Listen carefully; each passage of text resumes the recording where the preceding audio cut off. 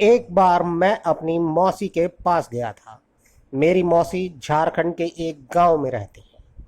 मेरी मौसी के दो बेटे और दो बेटी हैं।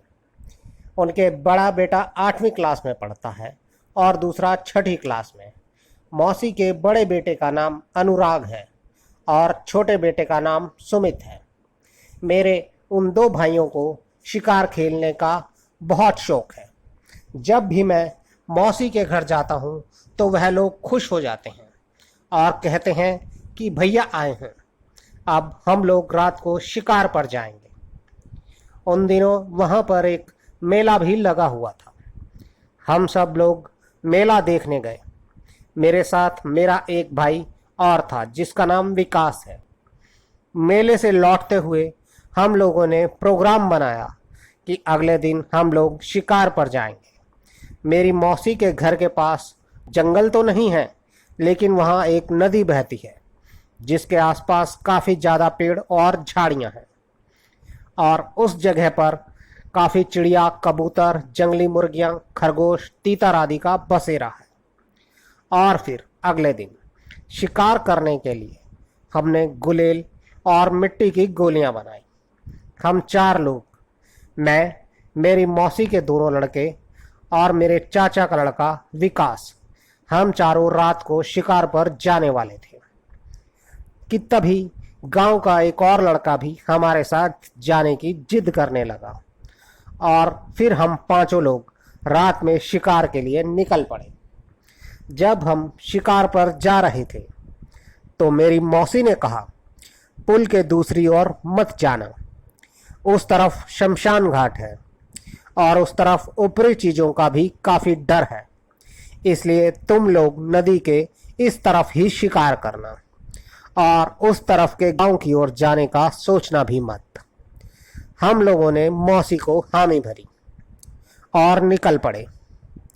नदी हमारे घर से करीब 1 किलोमीटर की दूरी पर थी और हम लोग घर से करीब 10 बजे निकले थे। हम लोगों ने प्लान बनाया कि पुल पार कर कर नदी के दूसरी तरफ से शिकार करते करते अगले गांव तक जाएंगे और फिर वहां से पुल पार कर इस तरफ शिकार करते हुए वापस आएंगे।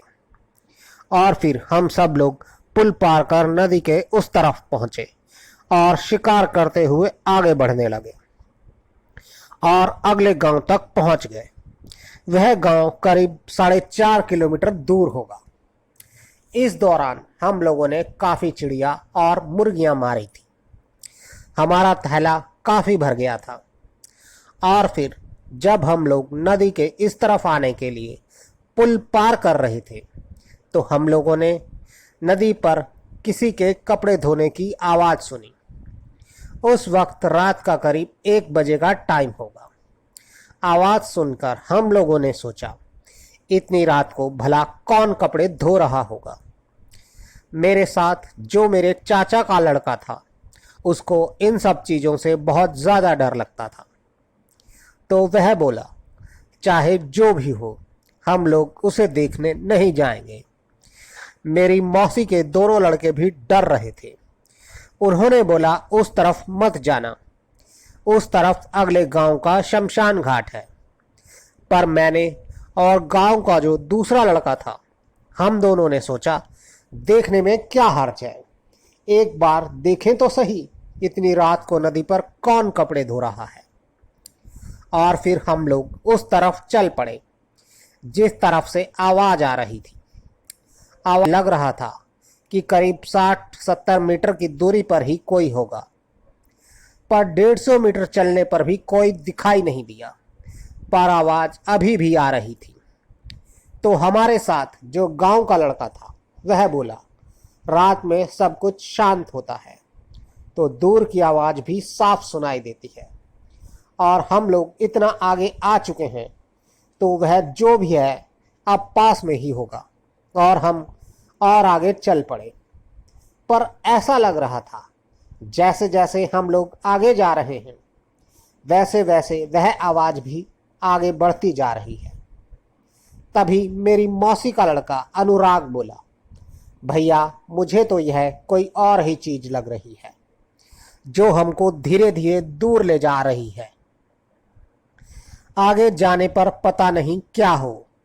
तो वह गांव का लड़का प्रेम बोला, थोड़ा सा और आगे चलते हैं। तब भी कोई नहीं दिखा तो वापस चलेंगे।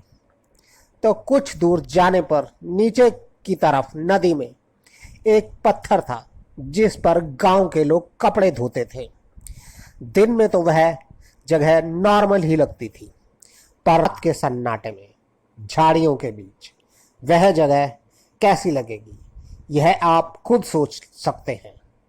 जब हम लोग वहां पहुंचे तो देखा वहां पर एक लड़की कपड़े धो रही थी और उसके बगल में और भी कपड़े पड़े थे।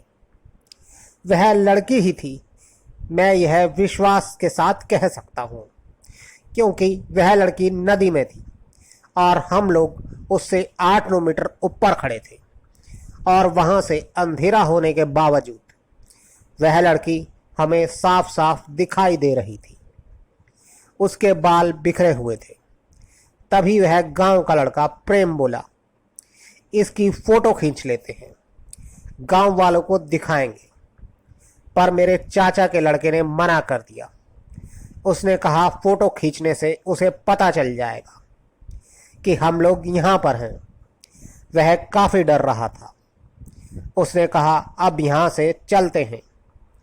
मेरी मौसी के दोनों लड़के भी काफ़ी ज़्यादा डरे हुए थे और जैसे ही हम लोग वापस जाने लगे तो झाड़ियों की आवाज़ हुई, जिससे उस लड़की को पता चल गया और वह आवाज़ लगाने लगी, कौन है, कौन है वहाँ, वहीं रुको, आगे मत भागो। उसकी आवाज़ सुनकर हम लोग तेजी से भागने लगे।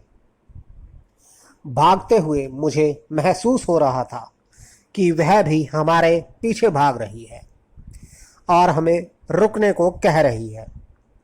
उसकी आवाज़ काफ़ी भारी थी और उस वक्त वह बहुत ज़्यादा डरावनी लग रही थी। आप लोग सोच सकते हैं कि उस वक्त हम लोगों का और ख़ासकर मेरा क्या हाल हुआ होगा, क्योंकि मैं सबसे पीछे था। मेरी हालत ख़राब हो रही थी। मैं सोच रहा था कि आज मेरे साथ कुछ ना कुछ बुरा ज़रूर होगा।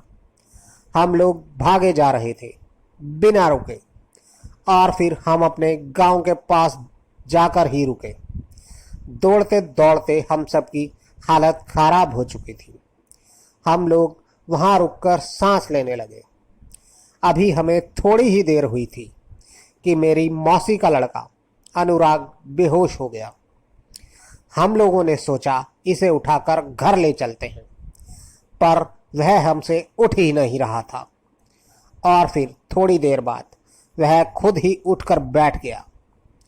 उठने के बाद वह कुछ देर हम लोगों को घूरता रहा और फिर उसने अचानक से खड़े होकर मुझे इतनी जोर का धक्का मारा कि मैं 3-4 फीट दूर जाकर गिरा और इसी के साथ वह गुर्राने भी लगा। प्रेम ने उसे पकड़ने की कोशिश की तो उसने भी काफ़ी तेज़ धक्का मारा।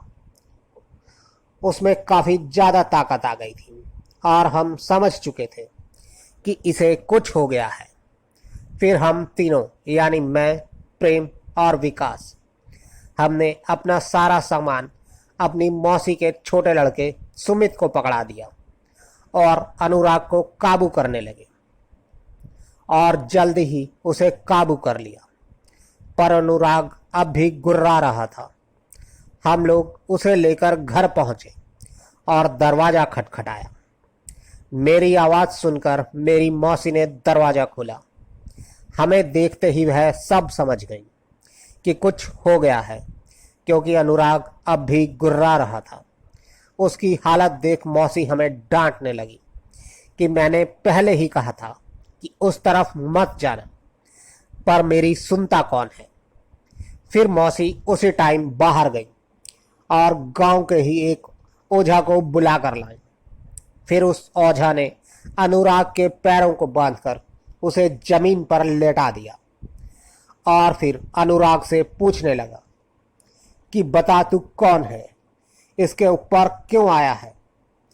पहले तो अनुराग कुछ नहीं बोला, केवल गुर्राता रहा और फिर ओझा ने अपने सामान से एक चमड़े की रस्सी निकाली और उससे अनुराग को मारते हुए बोला, बोल कौन है, तू जल्दी बोल। और फिर अनुराग एक लड़की की आवाज में बोला, मैं तो नदी पर नहा रही थी, यह लोग वहां आकर मुझे देखने लगे, इस पर मुझे गुस्सा आ गया और मैं इसके ऊपर आ गई और अब मैं इसे नहीं छोड़ूंगी। इस पर ओझा ने उसे मारते हुए कहा, छोड़ दे इसे, नहीं तो मैं तुझे नहीं छोड़ूंगा।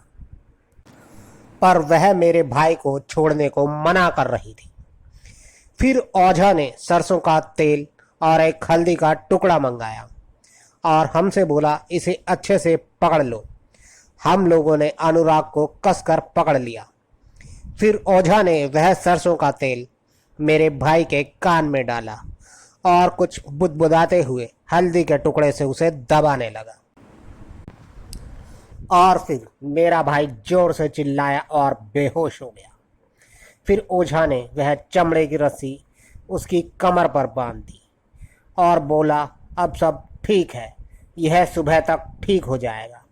साथ ही उसने यह भी कहा, मैं भी सुबह एक बार इसे देखने आऊँगा। फिर उस ओझा ने हमसे कहा कि जिस जगह पर तुमने इस लड़की की आत्मा को देखा था, तुमसे पहले गांव के कई लोगों ने इस लड़की को उसी जगह पर देखा है। दरअसल यह लड़की उसी गांव में रहती थी और किसी बीमारी के चलते आज से 2 साल पहले इसकी मौत हो गई और तब से गांव के लोगों को यह लड़की उसी नदी पर रात के समय दिखाई देने लगी और तुम लोगों को भी रात के समय उस तरफ नहीं जाना चाहिए था। यह कहकर वह ओझा वहां से चला गया। उसके जाने के बाद मौसी ने हम सब लोगों को बहुत डांट लगाई। दोस्तों, शायद आप लोगों को यह कहानी झूठी लगे, पर यह एकदम सच्ची कहानी है। और अब चलते हैं आज की दूसरी कहानी की ओर। दोस्तों, आज की दूसरी कहानी हमें भेजी है मुंबई के रहने वाले विपुल ने। आगे की कहानी विपुल के पॉइंट ऑफ व्यू से। दोस्तों, आज जो कहानी मैं आपको बताने जा रहा हूँ, यह हादसा मेरी मौसी के साथ हुआ था। वह काफ़ी महीनों से अजीबोगरीब हरकतें कर रही थी। हमने कई डॉक्टरों को दिखाया, पर कोई फ़र्क नहीं पड़ा। कई लोगों ने हमें सलाह दी कि इन्हें पागल खाने में भर्ती कर दो, पर हम लोग मौसी को पागल खाने नहीं भेजना चाहते थे। यहाँ मैं आपको बता दूँ कि मौसी हमारे साथ नहीं रहती थी, वह अपने घर में रहती थी और मौसी का कहना था कि रात में कोई उनके साथ ज़बरदस्ती करता है। रात में उनके हाथ पैर नहीं हिलते, जैसे किसी ने उन्हें जकड़ लिया हो। साथ ही मौसी का यह भी कहना था कि यह सब उनके साथ केवल रात में ही नहीं होता, बल्कि दिन में भी जब वह कभी घर में अकेली होती हैं तो उनके साथ यह सब होता है। कोई उनके साथ ज़बरदस्ती करता है। उन्हें हमेशा महसूस होता है जैसे कोई उनके आसपास है। और हाँ, मेरी मौसी नास्तिक है। वह कभी पूजा पाठ नहीं करती और ना ही उनके घर में किसी भगवान की मूर्ति है। मौसी की यह हालत देखकर मेरी मम्मी मौसी को कुछ समय के लिए अपने साथ ले आई कि शायद यहाँ हमारे साथ रहने से मौसी की तबीयत ठीक हो जाए। पर हमारे घर आने के बाद भी मौसी की तबीयत और ज़्यादा ख़राब हो गई, यानी कि उनका पागलपन और उनकी वो अजीबोगरीब हरकतें और भी ज़्यादा हो गई। और उनकी हरकतें ऐसी थी कि घर में किसी को भी नुकसान पहुंच सकता था। तो पापा ने निर्णय लिया कि मौसी को वापस उनके घर भेज दिया जाए और फिर हमने वैसा ही किया। फिर इसके कुछ समय बाद पापा ने यह सारी बातें पंडित जी को बताई। तो पंडित जी ने पापा को बताया कि तुम्हारे घर आने के बाद उनकी हरकतें इसलिए ज़्यादा बढ़ गई थी क्योंकि उनके ऊपर एक आत्मा का साया है और तुम्हारे घर में जो मंदिर है उससे वह आत्मा बहुत ज़्यादा डरती थी। खास तौर पर जब आप लोग पूजा करते हो, उससे उसे तकलीफ होती थी और वह आत्मा गुस्से में आ जाती थी और वह उनसे पागलों जैसी हरकतें करवाती थी। पापा जी ने जब उससे इसका उपाय पूछा तो पंडित जी बोले, मैं पक्का तो नहीं कहता, पर मैं कोशिश कर सकता हूँ। फिर पंडित जी ने कहा, सबसे पहले उनके घर में एक मंदिर बनाना होगा और दूसरे कुछ दिनों में गणेश चतुर्थी आ रही है, तो बप्पा को उनके घर में स्थापित किया जाए। और फिर हमने वैसा ही किया। उसके बाद जैसे उनकी हरकतें हमारे घर पर थी, वैसी ही हरकतें उनकी अपने घर पर भी शुरू हो गई और उनकी तबीयत और भी ज़्यादा खराब होने लगी। फिर पंडित जी ने बताया कि डरने की कोई बात नहीं, वह आत्मा केवल तुम्हें डरा रही है। वह पूरे 10 दिन हमने मौसी को कैसे झेला है, वह केवल हम ही जानते हैं। और फिर सारी तकलीफ़ों के बाद जिस दिन बप्पा का विसर्जन था, उस दिन तक मौसी की तबीयत हद से ज़्यादा खराब हो चुकी थी। वह देखने में काफ़ी बुरी लग रही थी और उनके शरीर में बिल्कुल भी जान नहीं थी। वह खड़ी तक नहीं हो पा रही थी। पंडित जी ने कहा, विसर्जन के लिए इन्हें भी साथ ले लो। और फिर हम सब लोगों ने उन्हें भी अपने साथ ले लिया। और जो औरत खुद से खड़ी भी नहीं हो पा रही थी, विसर्जन के समय वह फिर से अजीबोगरीब हरकतें करने लगी, जिसे देखकर साफ समझ में आ रहा था कि कोई और ही शक्ति है जो इनसे यह सब करा रही है। और फिर बप्पा का विसर्जन होते ही मेरी मौसी वहीं बेहोश होकर गिर गई और फिर हम लोग उन्हें उठाकर घर ले आए। घर आकर पंडित जी ने पूजा की और फिर पंडित जी बोले, अब सब कुछ ठीक है, जल्दी ही इन्हें होश आ जाएगा। और फिर अगली सुबह मौसी को होश आ गया और अब उनकी तबीयत पहले से काफ़ी अच्छी थी। और दोस्तों, मेरी मौसी जी जो पहले नास्तिक थी, आज बप्पा की बहुत बड़ी भक्त हैं। दोस्तों, इस कहानी के बारे में आपका क्या कहना है, कृपया हमें कमेंट बॉक्स में ज़रूर बताएं। दोस्तों, आपको हमारी ये कहानी कैसी लगी, कृपया कमेंट्स बॉक्स में ज़रूर बताएं। और अगर आप भी हमें अपनी कोई कहानी भेजना चाहते हैं तो डिस्क्रिप्शन बॉक्स में हमारा व्हाट्सएप और टेलीग्राम का लिंक है, जिस पर आप हमें अपनी कहानी भेज सकते हैं। हम उसे अपने शो में ज़रूर शामिल करेंगे। तो जल्द ही आपसे फिर मुलाकात होगी। तब तक के लिए गुड बाय।